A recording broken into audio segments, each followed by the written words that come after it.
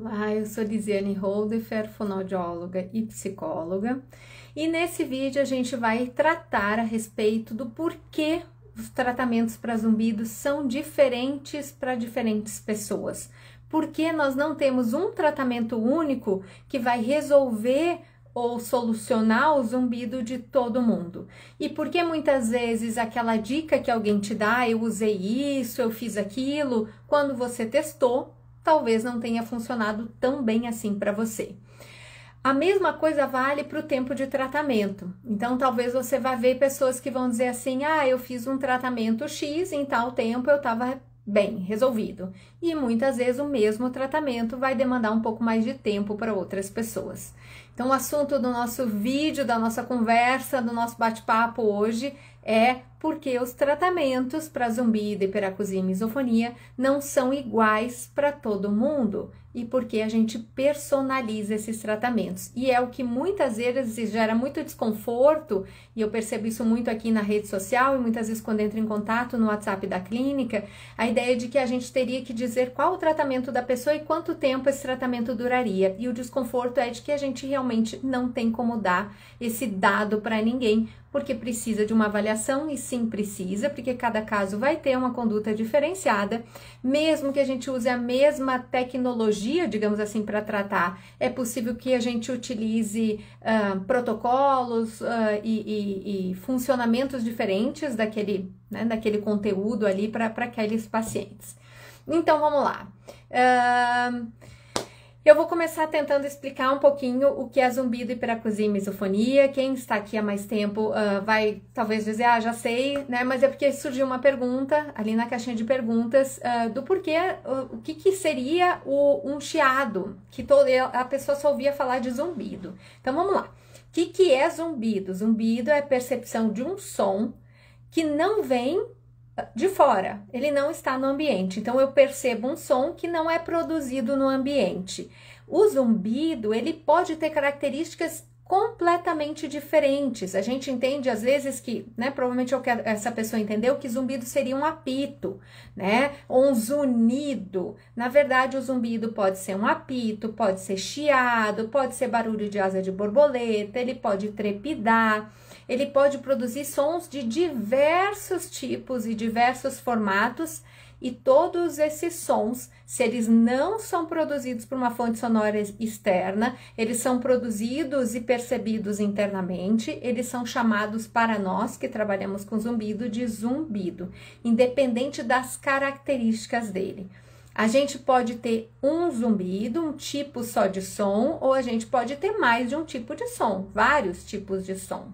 E isso, inclusive, pode ser em função de que a origem desses sons talvez seja, inclusive, diferente, tá? E aí a abordagem de tratamento vai ter que abraçar essas diferenças de causas desses zumbidos, por exemplo, tá? Então, a gente pode ter mais de um som, independente do tipo da característica desse som, se ele não estiver vindo de fora, vier de dentro, nós damos o nome de zumbido. E ele pode se apresentar numa orelha só, ele pode se apresentar nas duas orelhas, a pessoa pode perceber na cabeça, pode perceber mais atrás da cabeça. Então, a percepção dele, a localização dele também muda para cada pessoa. Só aí a gente começa a ter uma ideia de que provavelmente um tratamento igual para todo mundo realmente não é viável, porque afinal a gente tem zumbidos muito diferentes, que nos dão sinais de origens, de causas e de mantenedores desse sintoma também muito diferentes. Logo, a maneira de eu tratar não tem como ser a mesma para todo mundo. Já vai uma dica. O caso da hiperacusia. Hiperacusia, apesar do nome hiperacusia, dá a entender que eu escuto demais, poderia ser uma interpretação, mas isso não quer dizer que você tem uma audição acima ou melhor do que uma audição normal, tá? A hiperacusia, ela normalmente acontece em pessoas que têm uma audição normal, Então, não necessariamente tem uma perda nessa situação, mas não é sinal de que ela ouve demais. A hiperacusia é quando o som, ele é ele é acrescido, ele é engrandecido pelo nosso sistema central. Então, é como se lá dentro do nosso cérebro ligasse um botão do volume e quando o som entra, ele é lido como se ele tivesse muito mais forte, muito mais intenso, muito mais alto do que de fato ele está, gerando inclusive desconforto. Então, às vezes, o paciente sente dor em função da presença desse som. Tá? Isso a gente chamaria de hiperacusia. Então, a hiperacusia está ligada ao volume, à intensidade do som. É possível que a gente tenha hiperacusia juntamente com zumbido, sim, é possível e é bastante comum, inclusive, mas também é possível que a gente tenha hiperacusia sem o zumbido, tá? Então, são condições que podem acontecer em conjunto. E aí, a gente teria uma terceira sensibilidade sonora que a gente vai falar hoje, que é a misofonia. E, novamente, é uma percepção um pouco diferente, uma sensibilidade diferente e tem origem diferente. E isso já é sinal de que eu não vou tratar a hiperacusia e a misofonia da mesma forma, porque os mecanismos que geram e que sustentam essas condições podem ser bastante diferentes, tá? A misofonia é quando eu tenho um desconforto com sons específicos. A gente chama esses sons de sons gatilhos e eu vou tentar não reproduzir nenhum deles aqui porque pode ser que gere desconforto nas pessoas e vou tentar não dar nome para esses sons para as pessoas, porque a gente não gosta muito de fazer isso quando uma pessoa tem misofonia, assim, contar os possíveis sons que podem ser gatilhos, inclusive para não fazer com que essa pessoa fique mais atenta a esse tipo de som.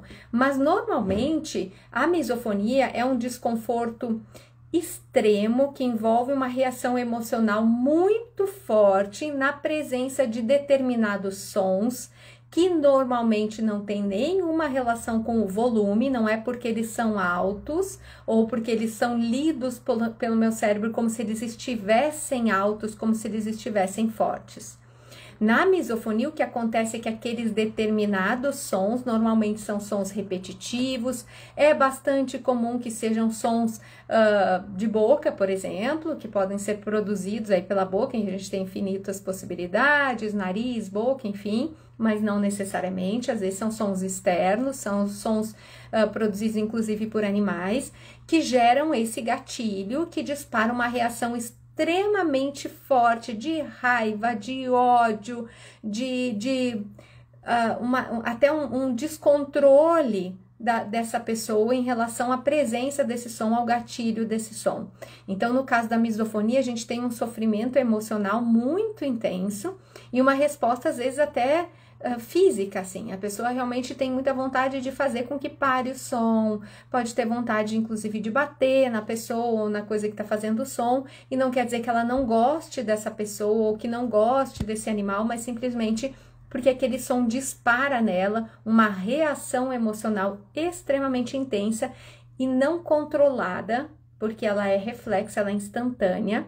E aí a gente precisa, inclusive, trabalhar para poder lidar com essa resposta emocional, para que a pessoa consiga desenvolver autocontrole e lidar com esses sons que a gente não vai conseguir que eles desapareçam da nossa vida, né? A gente vai ter que aprender a lidar com eles da melhor maneira possível, porque a gente não tem como eliminá-los, tá?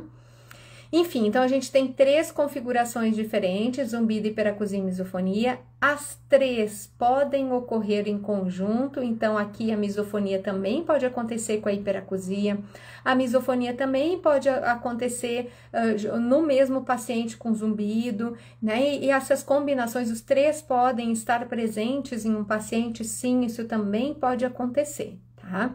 O que é muito importante? A gente entender o que essa pessoa tem, porque com base nessa compreensão, eu vou avaliar as possíveis causas desses sintomas e dessas condições, e aí, a partir daí, eu vou montar um planejamento de tratamento que, com certeza, vai ser diferente do que eu montaria para uma outra pessoa, muitas vezes que apresenta também as mesmas condições, o mesmo nome, essa pessoa também tem zumbido, né? Então, ok, mas o tratamento dela muito provavelmente vai ser diferente da outra, porque a gente vai ter fatores envolvidos que são completamente diferentes.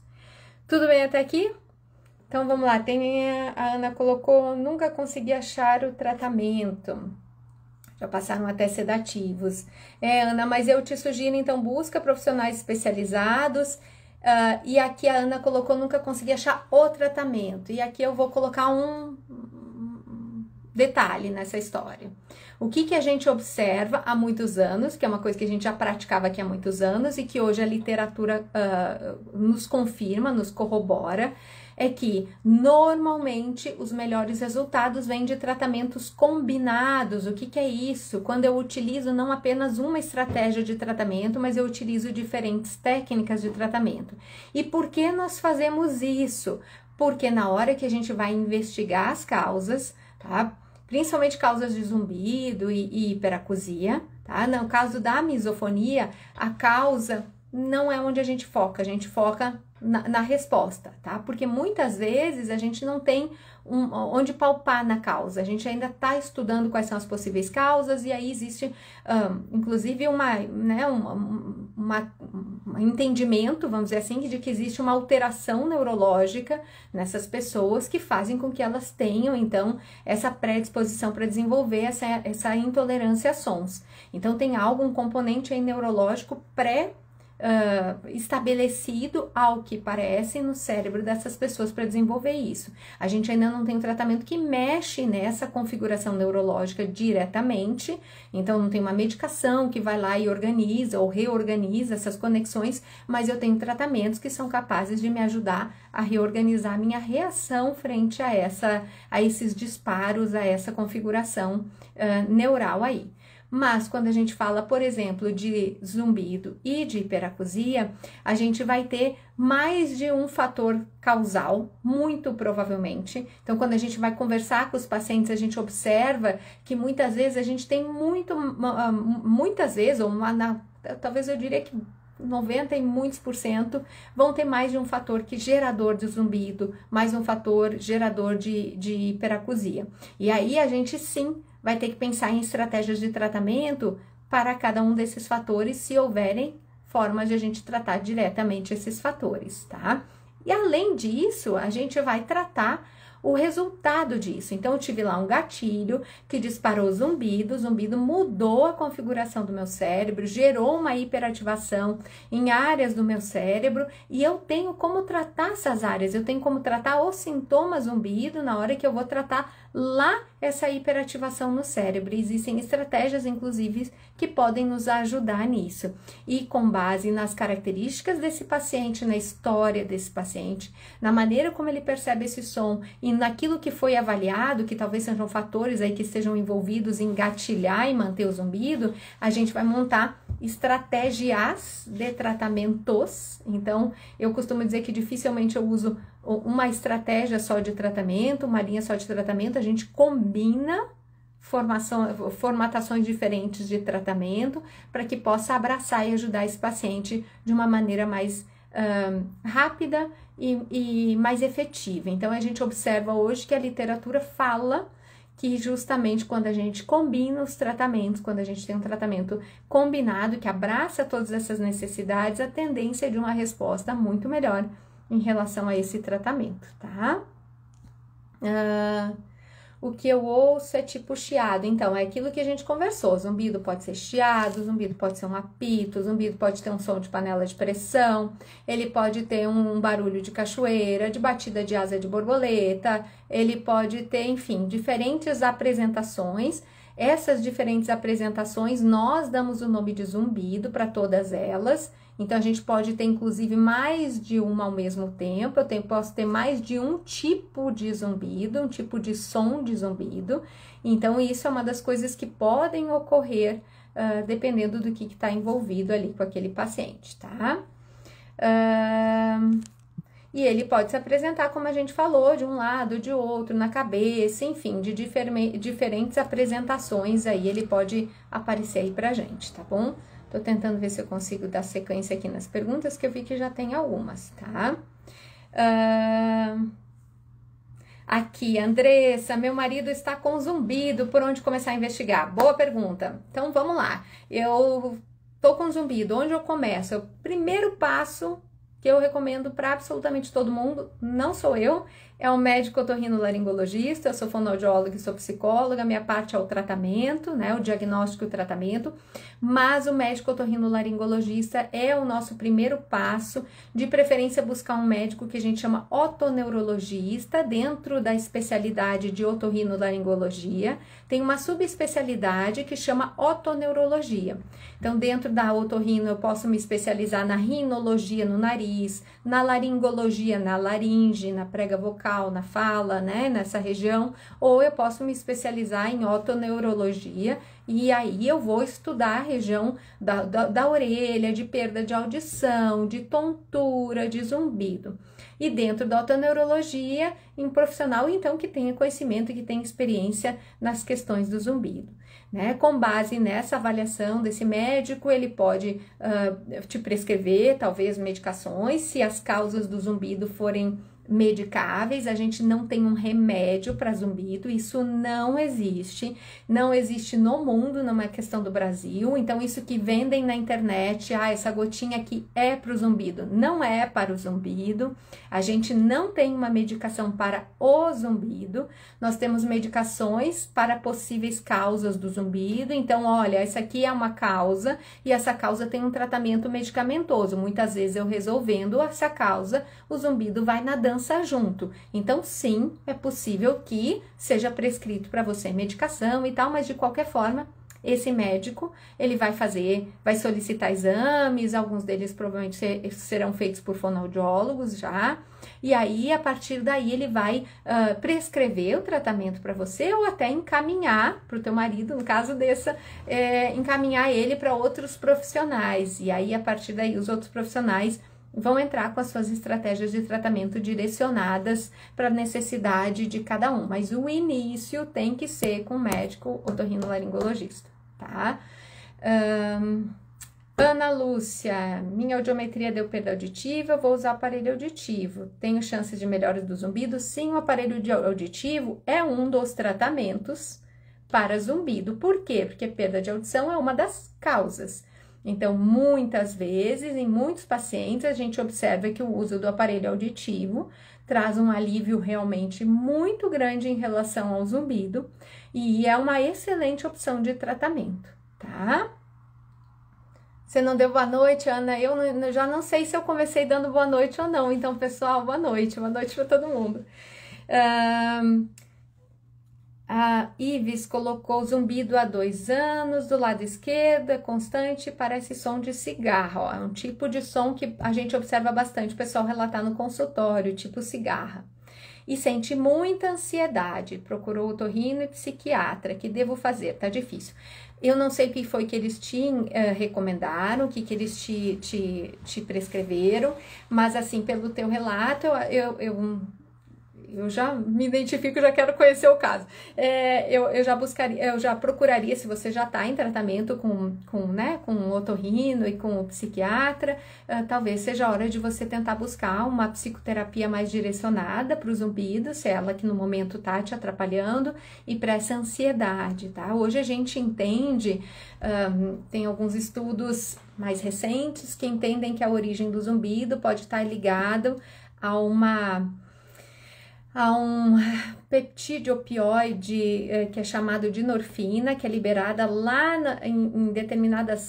numa determinada região, lá na célula ciliada interna da cóclea, e que isso dispararia ali uma região que é uma região do silêncio.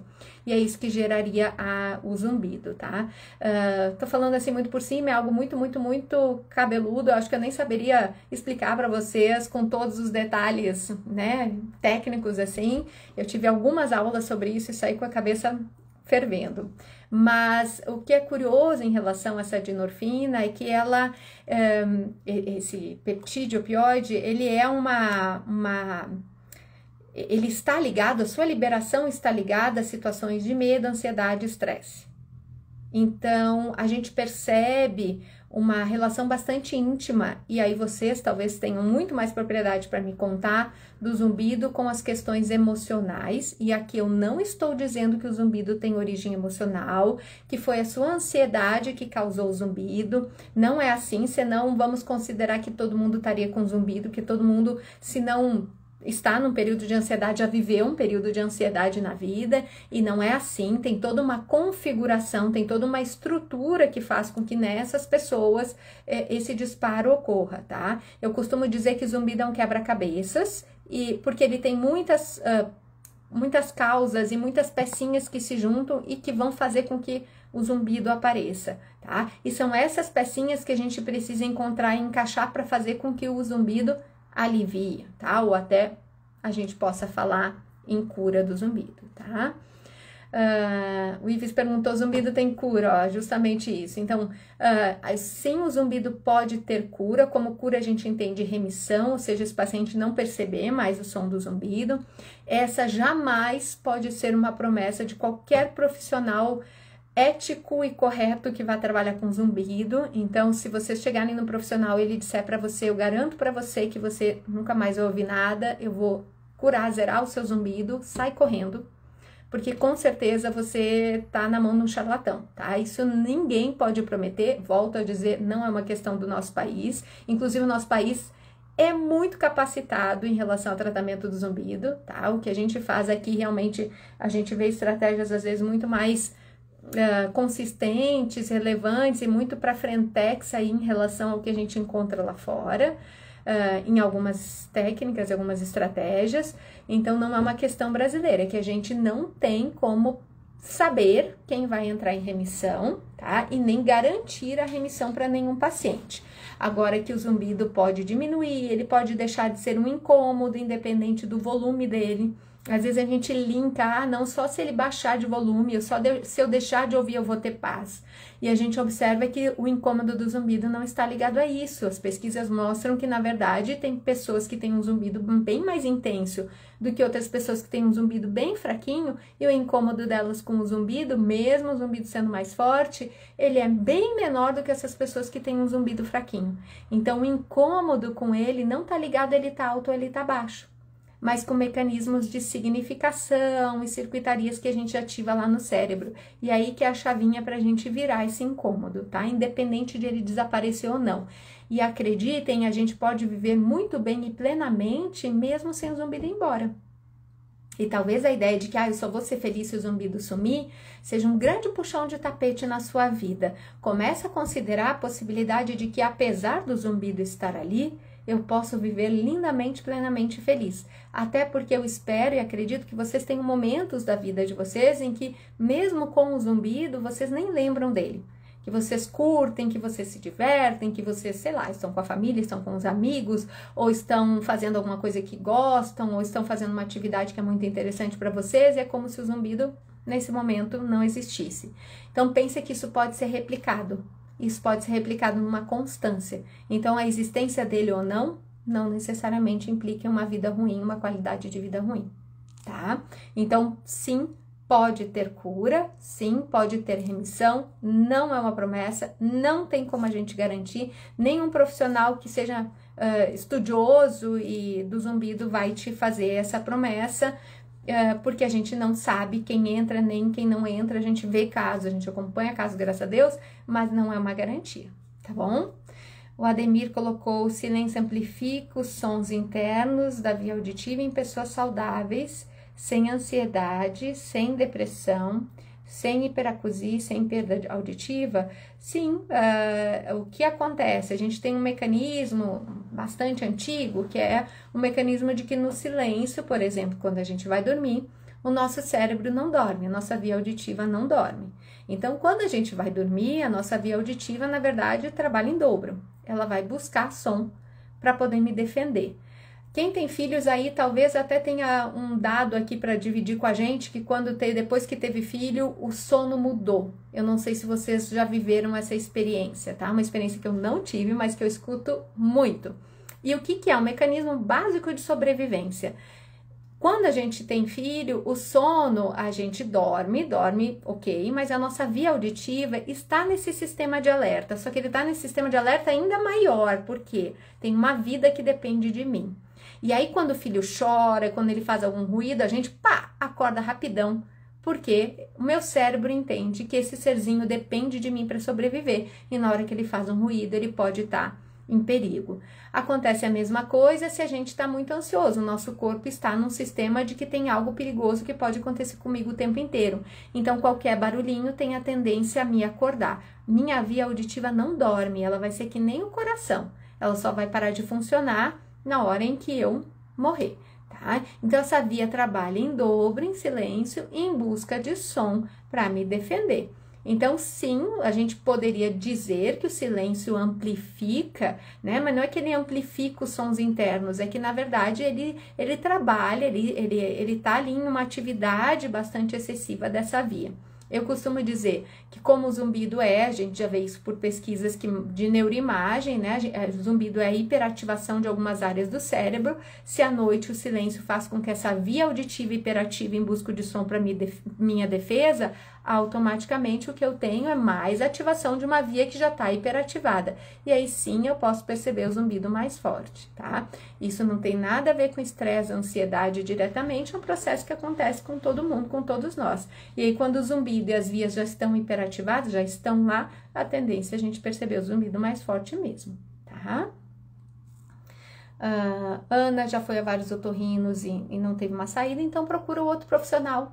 Procura um fonoaudiólogo que trabalhe com essa linha, um psicólogo que trabalhe com zumbido, que conheça zumbido, para poder te orientar em relação ao tratamento e buscar outras estratégias de tratamento, tá bom?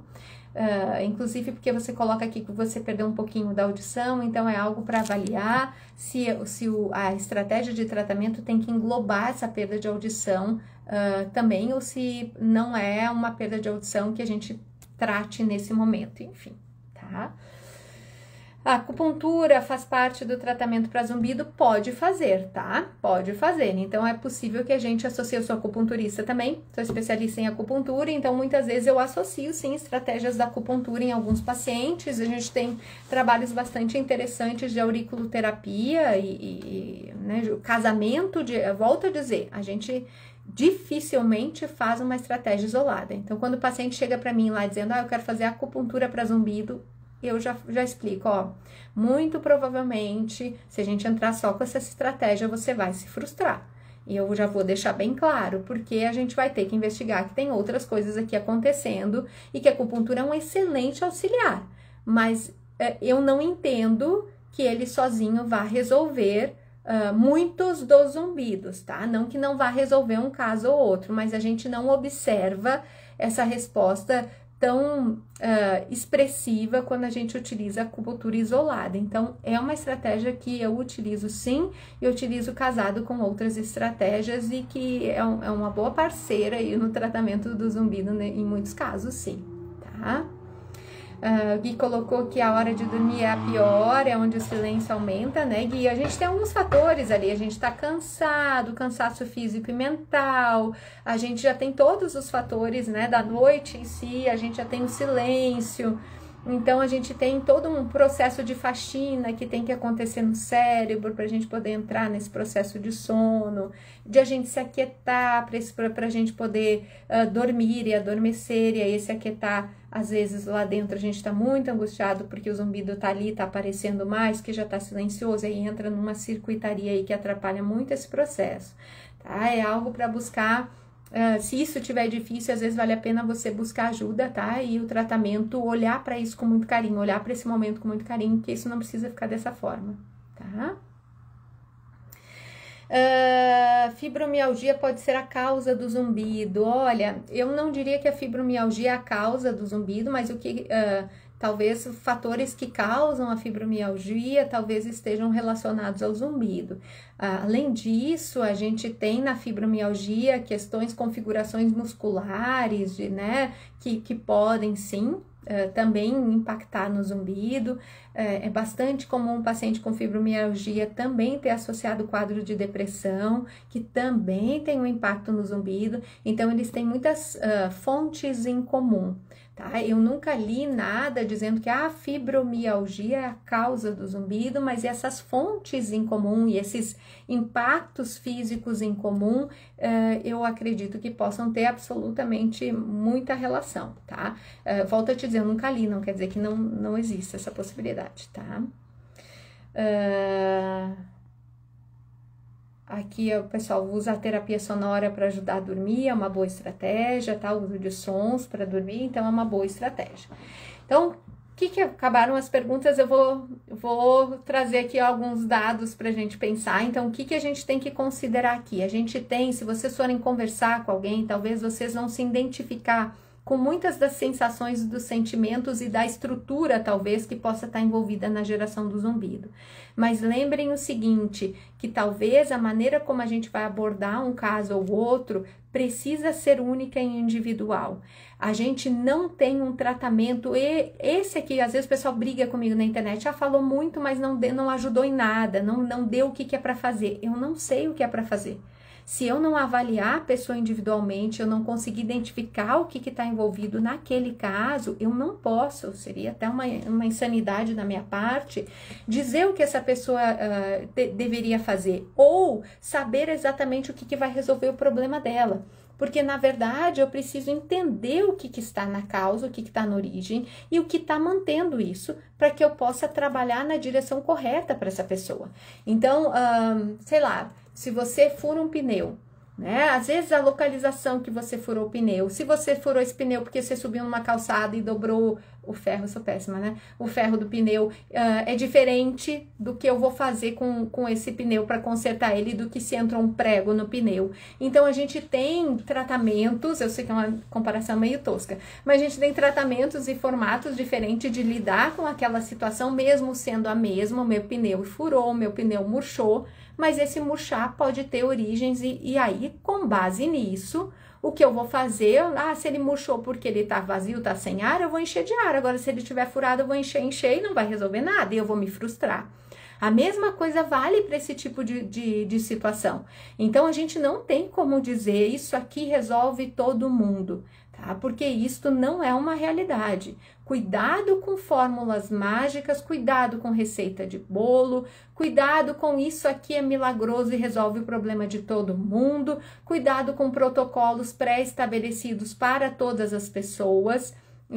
Eu não acredito que isso seja uma maneira e nem que venha a ser uma maneira muito eficiente de a gente tratar zumbido mesmo no futuro, tá? Quando a gente faz, por exemplo, a terapia cognitivo-comportamental, parte da psicologia, né, nos casos de zumbido, hiperacusia e misofonia, a gente tem estratégias similares, sim, mas a aplicação dessas estratégias vai se desenvolver num formato completamente diferente, dependendo do paciente. Até porque os pacientes podem ter crenças muito incomuns, mas a maneira como essas crenças e esses pensamentos acabam se expressando é completamente diferente. Então, eu não tenho como fazer a mesma sessão que eu fiz com fulano, sair dessa sessão, é a segunda sessão do ciclano também, e eu vou fazer exatamente a mesma coisa com ele. Muito provavelmente esse não vai ser um resultado interessante.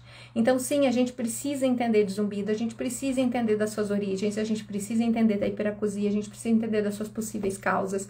E a misofonia da mesma forma, para que a gente tenha estratégias terapêuticas direcionadas e focadas na necessidade de cada um. E nisso, a gente não consegue ter um formato único para todo mundo, tá? Milena colocou, tem o zumbido do lado direito, um estalo na mandíbula, porém não tenho dores. Fiz 5 sessões de físio, não modulou o zumbido. Faço movimentos de cabeça e também não modula. Será que é emocional? Impossível eu te dizer, tá? O que eu te diria é que muito provavelmente a questão muscular eu já descartaria. O estalo em si não quer dizer que tem uma alteração ali na região, tá? E o fato de não modular também não quer dizer que não seja muscular. A questão é que você não tem dor, né? Então, você tá com poucos fatores que me levem para pensar nesse componente somatosensorial no seu caso, tá? Mas eu também não conheço a história toda, tá? Tô aqui sendo bem leviana. Envolvimento emocional é possível? É super possível, tá? É super possível. Se você se percebe ansiosa, se você se percebe mais tensa, enfim, que tem uma participação do emocional, é possível. E seria uma das vias de tratamento? Sim, até porque quando a gente fala do tratamento psicoterápico, da terapia cognitivo-comportamental, o que a gente tem que lembrar é que a terapia cognitivo-comportamental ela tem abordagens diferentes para diferentes origens. Então, pacientes que têm uma ansiedade muito mais forte, essa ansiedade é tão forte que atrapalha no zumbido, muitas vezes quando eu vou entrar com a terapia cognitivo-comportamental, minha abordagem inicial vai ser para mexer com essa ansiedade, para depois eu começar a mexer no zumbido. No entanto, a terapia cognitivo-comportamental ela pode ser direcionada para o zumbido. E ela vai trabalhar as tuas crenças em relação a ele, a tua maneira de se relacionar com ele, o significado que você dá a ele, e aí, consequentemente, a tendência, e é o que a literatura nos mostra, e nos mostra, inclusive, com muita evidência científica, hoje, de todos os tratamentos validados, é o que mais tem evidência de eficácia, então seria o tratamento que mais tem dados concretos de melhora concreta nos pacientes, curiosamente é a terapia cognitivo-comportamental para o zumbido, para a hiperacusia, para a misofonia. Não adianta eu fazer uma terapia cognitivo-comportamental se eu não direcionar para esse problema. Então, eu volto a dizer, mesmo que eu vá buscar uma terapia cognitivo-comportamental super validada e super recomendada, a gente tem que lembrar que este profissional precisa entender dessas condições. Se não acontece como acontece muitas vezes com pacientes que eu recebo, eu fui para terapia, a pessoa nem sabia o que era misofonia.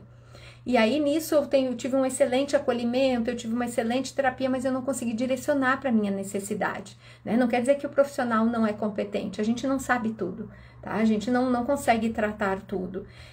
Só que, na verdade, o que eu preciso é de alguma coisa um pouco mais direcionada, um pouco mais específica e mais especializada para a minha necessidade. Tá? Então, se é emocional ou não é, eu não posso te dizer, mas que talvez um tratamento por esta via possa ser uma alternativa para você, eu acredito que sim, até pelas características aí das boas respostas, né, da TCC, da terapia cognitivo-comportamental, para boa parte das pessoas, tá bom? A Polly colocou que tá sem som, vocês não estão me ouvindo? Estão me ouvindo bem? Por favor, só me digam se está tudo ok. Aonde eu atendo em Brasília, no Distrito Federal, mas eu faço atendimento, na verdade, eu tenho uma paciente brasileira maravilhosa que mora na Suíça, eu tenho paciente em Portugal, paciente portuguesa, eu tenho paciente fora daí, porque os atendimentos online, graças a Deus, funcionam muito bem para boa parte dos casos, ou para quase todos os casos, tá? Tem paciente em Curitiba, São Paulo, Rio, então a gente tem pacientes aí espalhados aí pelo Brasilzão e pelo mundo. Então, o atendimento online é viável, tá? Enfim, dependendo do caso. E se não for, a gente encaminha para um profissional aí perto para fazer algum tratamento que seja necessário, caso seja identificado, e se houver, né? A gente ainda tem essa questão que às vezes a gente não encontra um profissional com aquela formação ali pertinho. E aí a gente vai fazendo as estratégias viáveis e possíveis, tá? A Milena faz TCC e acompanhamento psiquiátrico, é bastante ansiosa. Ótimo, maravilha, trabalha bem essa ansiedade, que isso já tem uma tendência a ajudar bastante, provavelmente, tá? Todo mundo tá ouvindo? Ai, que bom, tá bom. Ana colocou que é de Belo Horizonte, pertinho aqui de mim. Ô, terra boa, melhor comida do mundo, gente, perdão, eu sou gaúcha, viu? Mas, e a comida do Rio Grande do Sul, eu vou pra lá em um final de semana, são 5 quilos a mais, mas BH, vamos combinar, hein? Ô, terra boa pra se comer bem, oh, meu Deus. Muito bem, enfim, eu acho que o que eu tinha para trazer para vocês era isso. Eu não sei se vocês ainda têm algum questionamento, alguma pergunta, mas o que eu quero que fique, o que eu gostaria que vocês lembrassem é que, infelizmente, essas fórmulas mágicas não existem. Tomem cuidado com promessas mágicas, tanto de uma estratégia que, ponha isso e isso resolve. Cuidado, porque a gente não tem nada disso. De fato, que acontece de verdade, então vocês vão acabar gastando dinheiro e as pessoas se aproveitam do desespero. A gente vê isso enfim, né, em tantas coisas. Agora é joguinho liberado, a gente sabendo o vício que isso causa, então as pessoas se aproveitam das fragilidades que a gente tem, muitas vezes para ganhar dinheiro, né, em cima disso. Então, muito cuidado, tá? Essas coisas que a internet oferece, fórmulas mágicas, receita de bolo, uma solução aqui que resolve para todo mundo, ou que todo mundo vai ter um impacto igual. Cuidado, a gente precisa de tratamentos, sim, individualizados. A gente precisa pensar em algo específico para cada paciente, com base na história desse paciente, nas características desse paciente, em como isso se apresentou, quando começou. A gente vai lá nessa história, vai investigar o que tem agora, e aí, em cima disso, a gente monta essas estratégias de tratamento. Volto a dizer que muito provavelmente são tratamentos combinados, então a gente casa estratégias, né? Então, eu tô usando lá terapia cognitivo-comportamental, mas eu vou associar aqui um pouquinho de terapia sonora da TRT, porque ela pode me ajudar nesse paciente, por exemplo, com misofonia, porque isso vai ter um ganho maior do que se eu usar uma coisa em específico. Então, isso são provavelmente estratégias mais interessantes quando elas são combinadas, com base na necessidade de cada paciente, tá bom? E muitas vezes a gente vai precisar unir forças, né? Não é um profissional sozinho que faz tudo, né? Então, eu vou precisar tomar uma medicação, por exemplo, né? Tô com ali um acompanhamento psiquiátrico. Maravilha, a gente precisa dele, essa medicação pode ser muito interessante, inclusive para a gente ter forças para lutar aí em relação aos processos que a gente precisa do zumbido, por exemplo, ou da misofonia, da hiperacusia. Então, esses profissionais de preferência se comunicarem.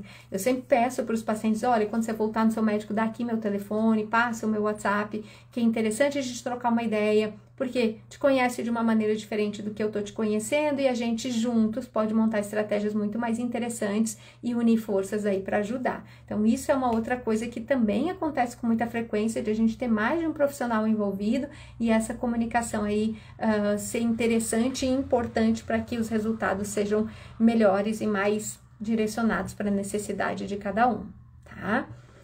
Ives, o laser pode ser realizado para zumbido? Pode sim, tá? Pode ser uma das estratégias aí para zumbido.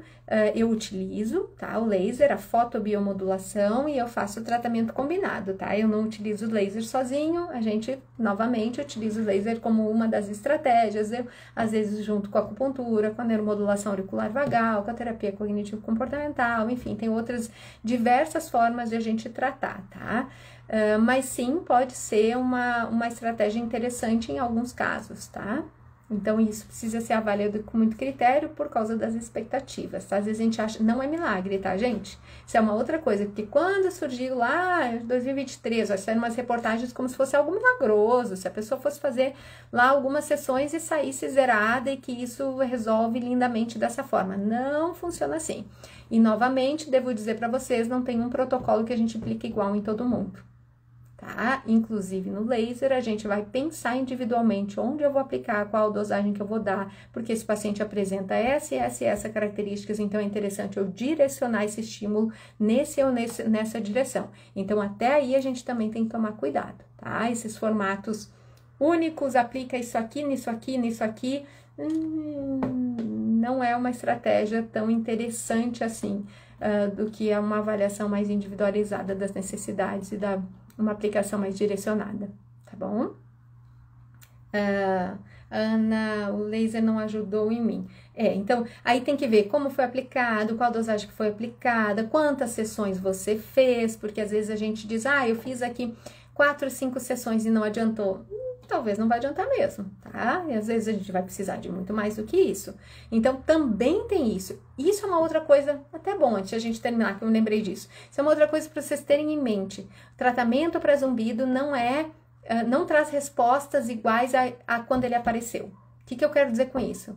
Boa parte das vezes o zumbido aparece do dia para a noite. Num momento, num instante, puf, ele aparece e fica.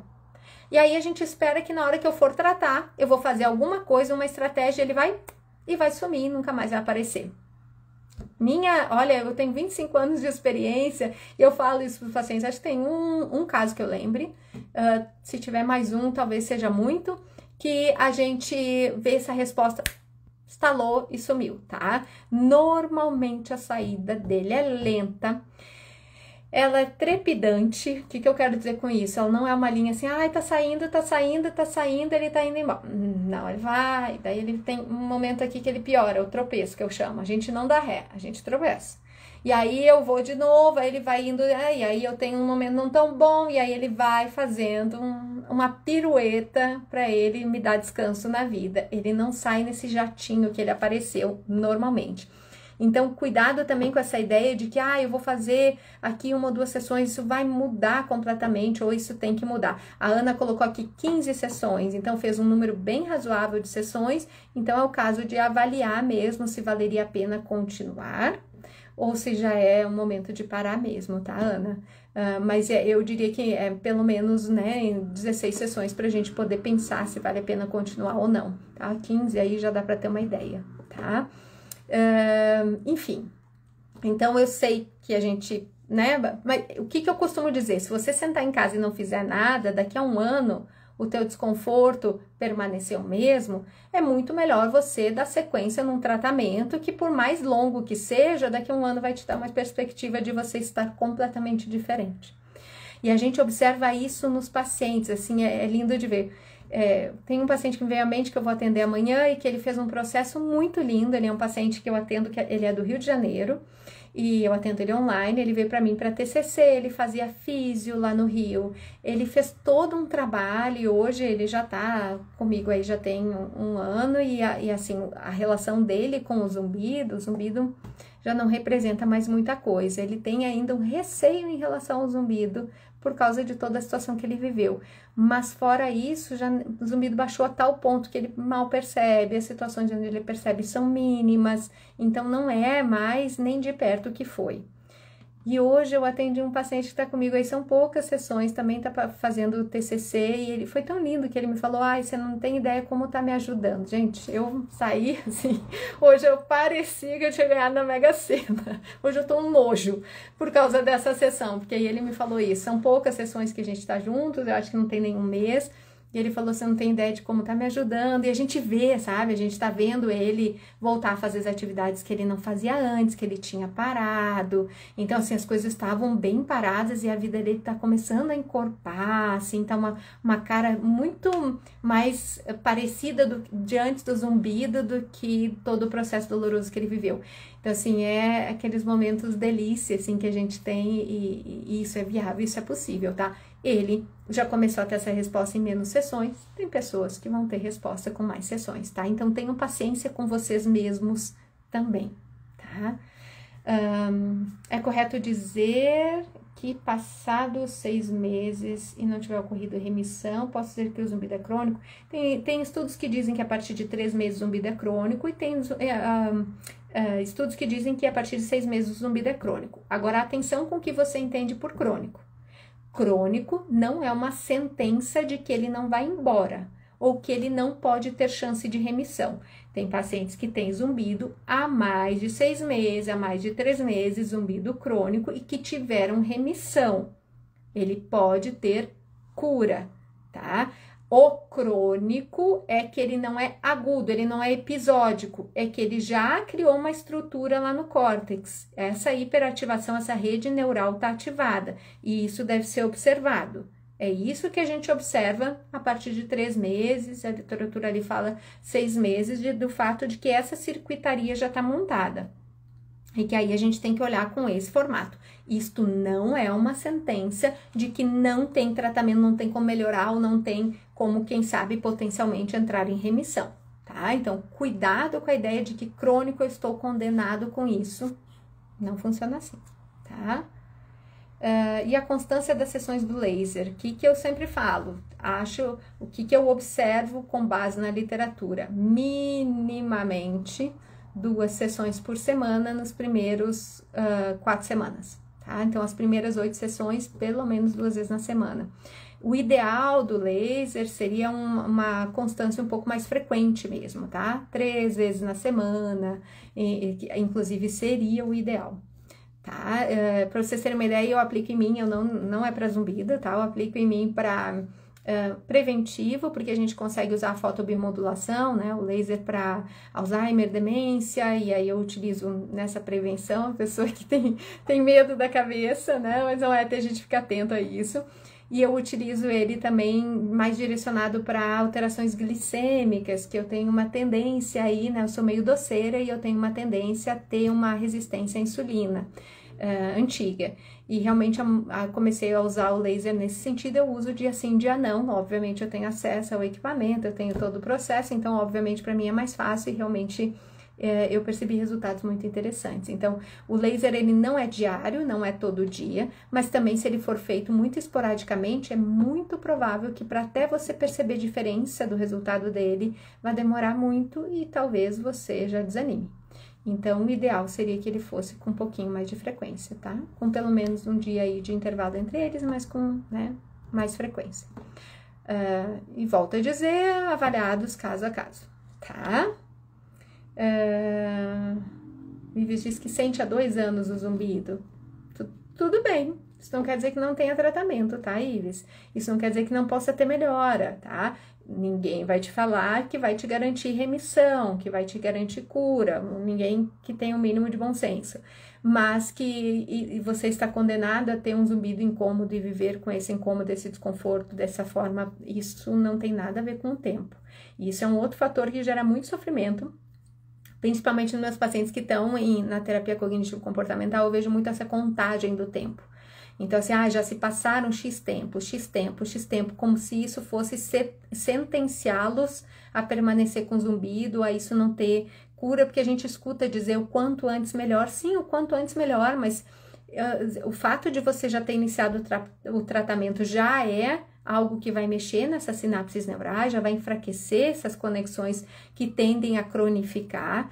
E se elas já estiverem crônicas, o que eu sempre falo é cérebro é plástico, gente. Não tem nada que você não decida, que você decida fazer hoje, que você não consiga com menos ou mais dificuldade do que você conseguia quando você era mais novo. O teu cérebro é capaz de decidir aprender inglês com maior ou menor facilidade, dependendo da individualidade de cada um para aprendizagem de línguas, né? Ou eu decidi que eu quero aprender como consertar um carro, né? E é uma coisa que eu não tenho grandes habilidades, mas eu posso aprender. Se eu me dedicar a isso, se eu estimular meu cérebro da maneira correta, meu cérebro é plástico, ele pode fazer isso.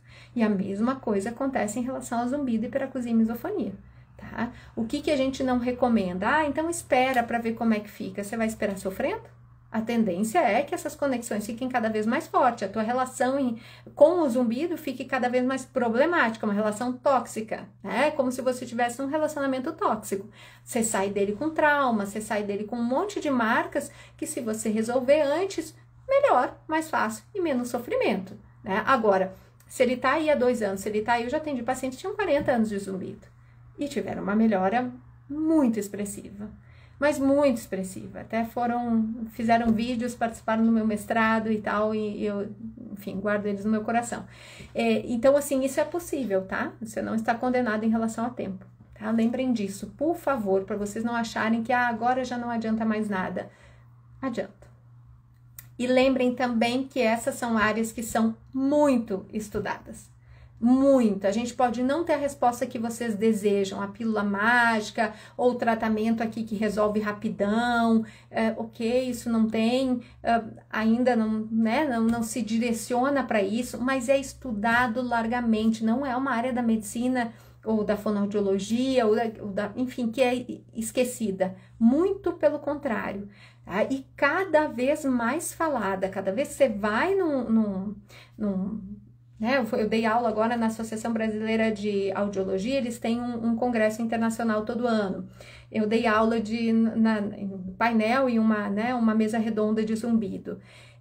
A gente vê que tem muitas aulas, tem muitos profissionais e as salas são lotadas. Ou seja, o interesse nisso é muito grande. Estou indo agora, em agosto, dar uma aula na Fundação de Otorrinolaringologista, é um congresso que existe, onde os otorrinolaringologistas do Brasil inteiro se reúnem, é o Congresso de Otorrino do Brasil, e a gente vai falar de zumbido. A gente vê que tem não só esse painel que eu vou participar, tem vários outros painéis e mesas redondas e aulas a respeito de zumbido, e eu tenho certeza absoluta que elas vão estar bastante movimentadas, porque sim, são áreas que são de interesse e sim, são estudadas e as pessoas estão buscando conhecer mais e pesquisar a respeito, tá? Então, não se sintam abandonados nesse sentido, porque não faz sentido, tá? Eu sei que talvez vocês tenham experiências mais dolorosas, eu já passei por profissionais que não foram tão habilitados assim, ou que não tivessem tanto conhecimento,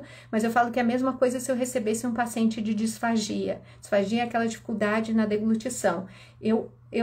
Obviamente, o que eu diria é, eu não sei o que fazer no seu caso, eu sei que tem tratamento, porque eu sei que tem, né? A gente tem recursos para isso. Eu vou encontrar um profissional, vou aqui perguntar no meu grupo de colegas e eu te encaminho para uma pessoa que tenha essa especialização. Eu acho que talvez falta tato para alguns profissionais em lidar com essa situação, porque zumbido é da mesma forma. Se eu não conheço, eu não sei tratar, isso não quer dizer que não tenha tratamento e não quer dizer que não tenha solução. Mas talvez que você precise de um profissional que tenha experiência, que tenha conhecimento e que tenha prática nisso para realmente poder te ajudar e te guiar nesse processo. Ok? Não sei se tem mais alguma pergunta. Eu espero de alguma forma ter ajudado vocês, eu espero ter levantado para vocês o entendimento de que a gente não tem um tratamento único. Isso não quer dizer que a gente não saiba o que está fazendo, muito pelo contrário, tem que saber muito bem o que está fazendo para poder fazer justamente essa avaliação e essa seleção, porque se fosse um tratamento único a gente dava ele para todo mundo e nem precisava pesquisar nada e nem aprofundar nada. Então sim, é uma área bastante complexa, mas que os profissionais estão buscando conhecer, se aprofundar, estudar e trazer cada vez mais recursos para vocês. Busquem ajuda, tá? Há alternativa, há tratamento, há saída e vocês merecem viver com qualidade de vida, todo mundo merece, e o zumbido, a hiperacusia, a misofonia não ter esse impacto todo que ele acaba tendo aí na vida de algumas pessoas, tá? Não tem porquê ser dessa forma, tá bom? Um beijo gigante, obrigada a vocês que estiveram aqui e até a nossa próxima quarta-feira, daqui a 2 quartas-feiras. Se vocês quiserem deixar aí dicas de assuntos que vocês gostariam que a gente conversasse, por favor, coloquem ali, me escrevam, me mandem mensagem que a gente combina aí daqui a 2 quartas-feiras qual vai ser o nosso próximo bate-papo, tá bom? Um beijo grande!